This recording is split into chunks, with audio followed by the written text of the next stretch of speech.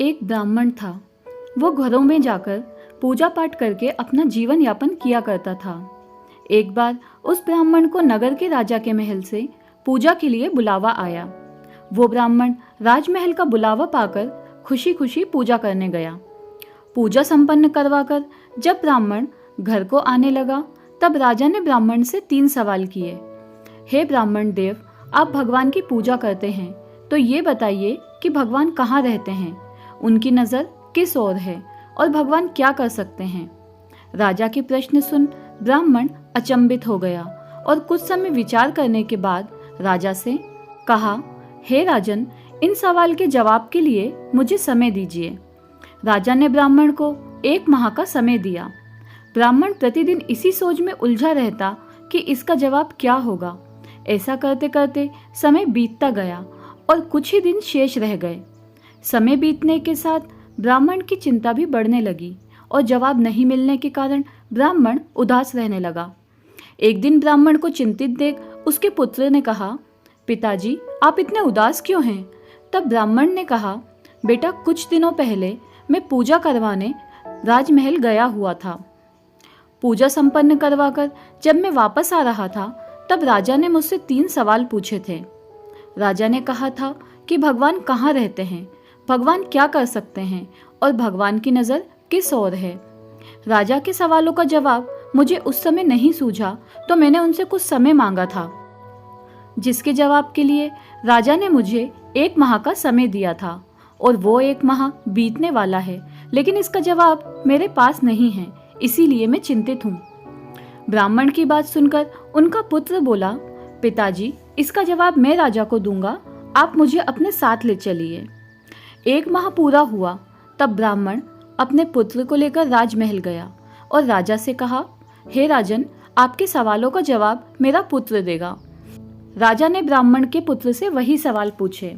बताओ, भगवान कहाँ रहते हैं, भगवान की नज़र किस ओर है तथा भगवान क्या कर सकते हैं। उस ब्राह्मण पुत्र ने राजा से कहा, हे राजन, क्या आपके राज्य में पहले अतिथि का आदर सम्मान नहीं किया जाता? ये सुन राजा को थोड़ा लज्जित महसूस हुआ। उसने बालक को पहले आदर सत्कार के साथ स्थान दिया गया, फिर पीने हेतु दूध का गिलास लाया गया। वह बालक दूध का गिलास पकड़कर दूध में अंगुली डालकर घुमा घुमा कर दूध को बाहर निकालकर देखने लगा। ये देख राजा ने पूछा, ये क्या कर रहे हो? बालक ने कहा, सुना है दूध में मक्खन होता है, मैं वही देख रहा हूँ कि दूध में मक्खन कहाँ है। आपके राज्य के दूध से तो मक्खन ही गायब है। राजा ने कहा, दूध में मक्खन होता है, परंतु वो ऐसे दिखाई नहीं देता। जब दूध को जमाकर दही बनाया जाता है और फिर दही को मथा जाता है, तब जाकर मक्खन प्राप्त होता है। ब्राह्मण के पुत्र ने कहा, महाराज, ये आपके पहले सवाल का जवाब है। जिस तरह दूध से दही और फिर दही को मथने से मक्खन प्राप्त होता है, उसी प्रकार परमात्मा प्रत्येक जीव के अंदर विद्यमान होते हैं, परंतु उन्हें पाने के लिए सच्ची भक्ति की आवश्यकता होती है। मन से ध्यानपूर्वक भक्ति करने पर आत्मा में छिपे हुए परमात्मा का आभास होता है। राजा ब्राह्मण पुत्र के जवाब से खुश हुआ और कहा, अब मेरे दूसरे सवाल का जवाब दो, भगवान किस ओर देखते हैं? उस बालक ने कहा, राजन, इसका जवाब मैं दूंगा, परंतु मुझे इसके लिए एक मोमबत्ती की आवश्यकता है। राजा ने तुरंत मोमबत्ती मंगाई और उस बालक को दी। उस बालक ने मोमबत्ती को जलाकर कहा, राजन, आप बताइए, इस मोमबत्ती की रोशनी किस ओर है?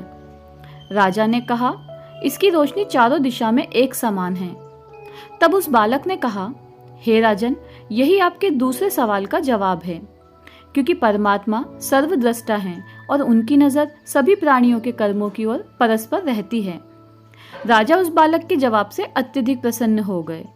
अब तो वे अंतिम प्रश्न के उत्तर के लिए और भी उत्सुक हो उठे। राजा ने कहा, मेरे अंतिम सवाल का जवाब दो कि भगवान क्या कर सकते हैं।